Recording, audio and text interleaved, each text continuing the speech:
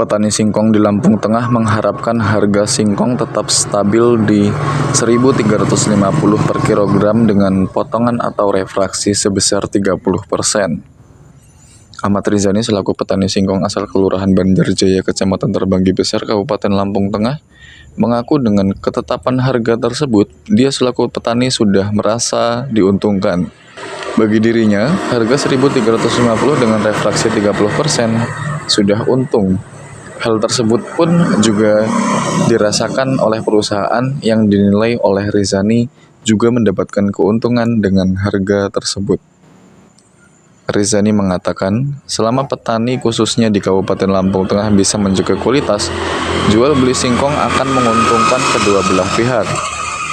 Sebab, kata Rizani, dengan menjaga kualitas, perusahaan dapat memenuhi target kadar ACI untuk produksi. 13.50 potongannya 30. Tapi kalau singkong bagus, singkong tua cukup padar 13.50 potongan 30. Masuk di petani, masuk Pak.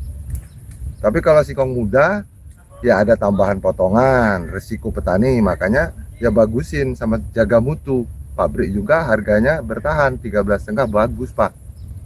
Sama-sama untung. Pabrik untung, petani ya untung, kayak gini nih, sudah positif untungnya.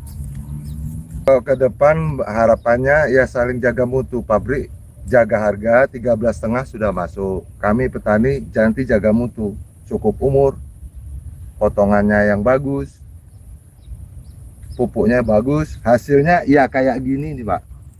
Coba diangkat. Iya, ngangkat aja ini sudah hampir 10 kilo Pak.